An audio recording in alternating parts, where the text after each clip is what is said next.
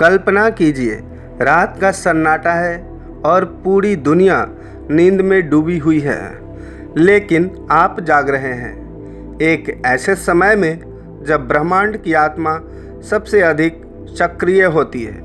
ये वो क्षण है जब योगी समाधि में प्रवेश करते हैं, साधु अपने तप में सिद्धियां प्राप्त करते हैं और देवता स्वर्ग से धरती को निहारते हैं। इसे कहते हैं ब्रह्म मुहूर्त। यह केवल एक समय नहीं है, यह एक द्वार है आत्मा का और ब्रह्मा के बीच।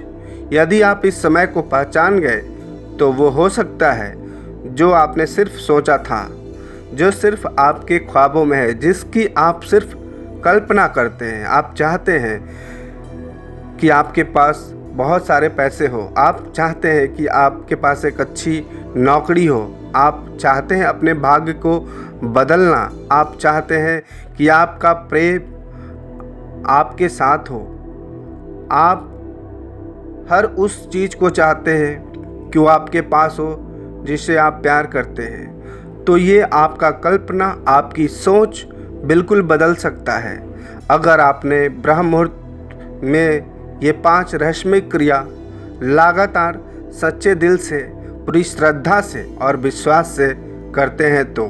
क्योंकि ब्रह्म मुहूर्त सिर्फ एक समय नहीं है, ब्रह्म मुहूर्त एक ऐसा समय है सुबह का 3:40 से 4:40 के समय कॉस्मिक वाइब्रेशन इतनी शुद्ध होती है कि उस वक्त की गई साधना या प्रार्थना या कल्पना सीधा सबकॉन्शियस माइंड और ब्रह्मांड की यूनिवर्सल मैट्रिक्स में रिकॉर्ड हो जाती है। क्वांटम फिजिक्स भी इसे ऑब्जर्वर इफेक्ट से जोड़ता है। जैसे आप जो एनर्जी उस वक्त उस समय यूनिवर्स में भेजते हो, थॉट्स, इमोशन, वह रियलिटी में बदलने लगती है। तो इस अनुसार अगर आप जो भी कल्पनाएं, जो आपके ख्वाब है, जो आप सोचते हो, वो आपका हकीकत में बदल सकता है अगर ये आपने 5 क्रिया सही तरीके से किया। क्योंकि सुबह का ये जो ब्रह्म मुहूर्त का समय है, आपके शरीर में अद्भुत ऊर्जा होती है। पीनल ग्लैंड, जिसे तीसरी आँख कहते हैं, सबसे ज़्यादा सक्रिय होती है। मेलेनेशन या मेलेटोनिन हार्मोन भी इस समय ज़्यादा एक्टिव रहती है, जो मन को शांत करता है और आपको हायर स्टेट में ले जाता है।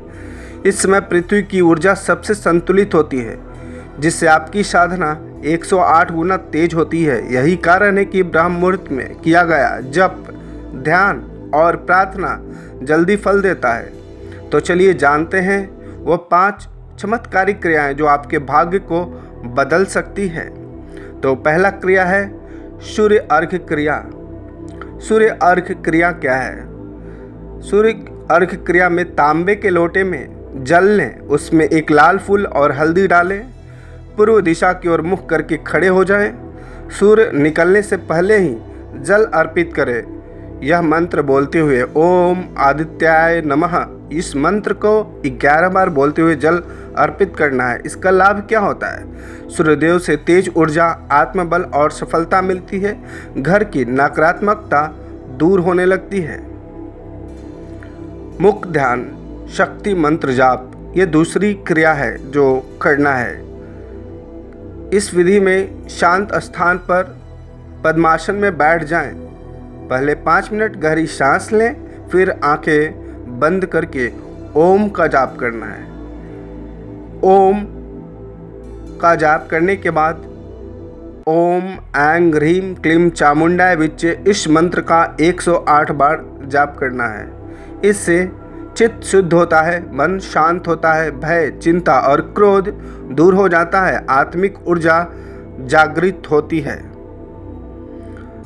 जाप के बाद कुछ देर मौन रहना जरूरी है ताकि ऊर्जा भीतर समा जाए। जब भी कोई मंत्र जाप करें या कोई मेडिटेशन करते हैं तो उसके बाद बिल्कुल मौन रहना चाहिए ताकि जो वाइब्रेशन है, जो ऊर्जा है, वो आपके बॉडी में समाहित हो जाए। तीसरी जो क्रिया है मनोकामना लेखन साधना।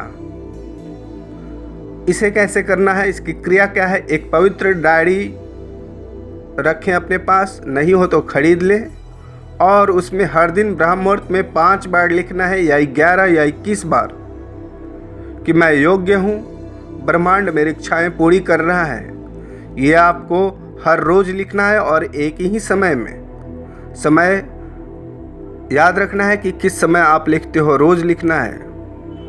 इससे क्या होता है कि सबकॉन्शियस को रीप्रोग्राम करने में मदद मिलती है।